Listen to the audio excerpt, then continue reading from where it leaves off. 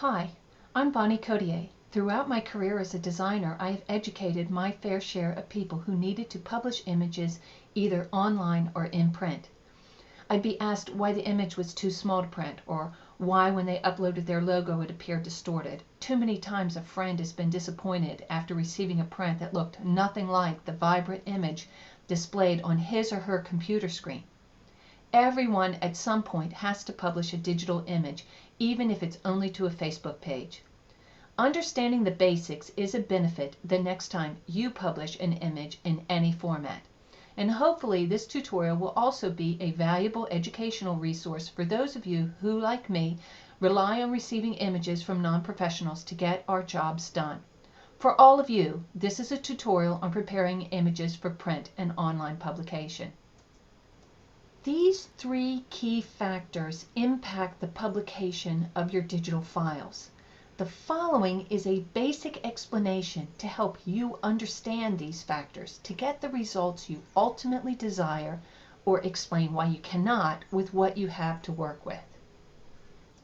So let's start with resolution. Resolution is dependent on the file format, and there's only two: pixel or vector. Easiest way to remember this is that cameras produce pixel images. A software program creates vector images. A vector file size is not limited because it was produced by a software program. It can look sharp and crisp as small as 1 inch and look great enlarged to the side of a multi-story building. Whereas with a pixel format, the size is restricted by the number of pixels in the original image. When the image is enlarged, so too are the pixels. The image becomes fuzzy, the edges become jagged. Reminder, vector images are size independent. What we'll be talking about here is pixel image publication size.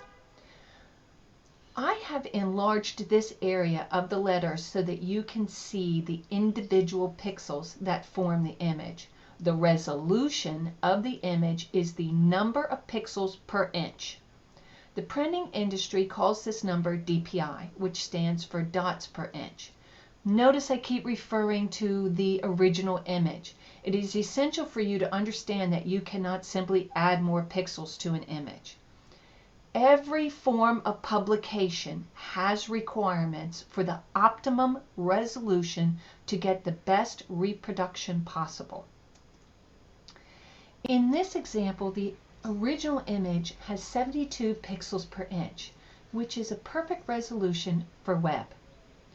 Print requires a higher resolution of 300 pixels per inch.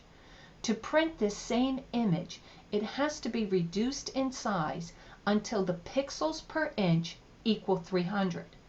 Otherwise, the image, if left at 72, will appear as it does in the enlarged area when printed.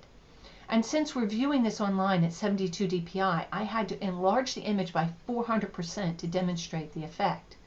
A best practice is to keep a copy of the original untouched and prepare copies of images for each purpose. Now we're going to discuss an image's height and width ratio. These are proportionally sized images. The height and width retain the same ratio as the image is reduced in size or enlarged. These are not proportionally sized images. The left image, the height is reduced 75%, while the right, it's reduced 75%. A disproportionate change in this ratio causes the distortion. These are the same frame sizes you just saw, but now the image is proportionally sized in the frame and there's not enough image to fill the frame.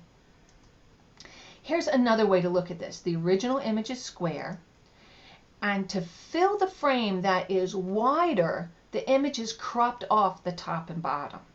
The other option is to extend the background somehow to fill the gap, and doing this requires photo retouching skills or leaving it blank. Your choices when the image's aspect ratio does not match that of the image frames is to either have extra space or have the part of the image cropped off. Color is a complex subject. Web publication requires RGB, red, green, blue color mode, and print is CMYK, cyan, magenta, yellow, and black. It's a relatively simple process to change the color. Important to note, though, is that color shifts occur when changing from one color mode to the other. Also beware that color, when viewed on a computer monitor that is RGB, will look different when printed in CMYK on paper. Compound this color mode shift with inks reflecting color differently depending on the surface of the paper, and colors have notable differences when printed on glossy as compared to matte paper. Additionally, the quality of the printer or monitor will have an effect. Top that off with the fact that color is subjective, and the mathematical extrapolations of color enter the realm of art. Here are common file types. This is by no means an exhaustive list. The most common for vector images are AI, the native Adobe Illustrator format, EPS or PDF. Common pixel file formats are PSD, which is the native Photoshop, EPS, PDF, JPEG, TIFF, PNG, or GIF. But be careful. EPS and PDF can also be either vector or pixel. Remember the best practice about saving copies of the file. RAW, which is the desired file type for photography, has to be saved into one of these file types: PSD, EPS, TIFF, JPEG, PNG, or GIF. Now that you've been introduced to the basics, here are some checklists to enable you to prepare your digital files for web or print publication. Images for web publication are pixel format. They require a resolution of 72 pixels per inch at 100% file size. The color mode, RGB. The file types are JPEG, PNG, or GIF. A vector file has to be changed to pixel format and meet this criteria.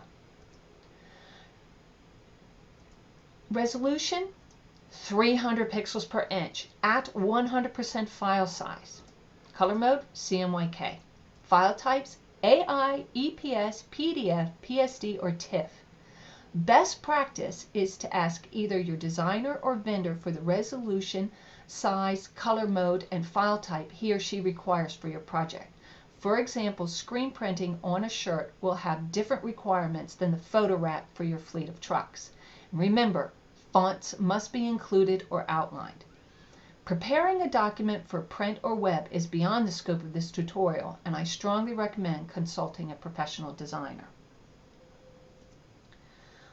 I hope you found this tutorial helpful. The written version is in my sketchbook at goldendog.com. You may also leave questions or comments there as well. Thank you.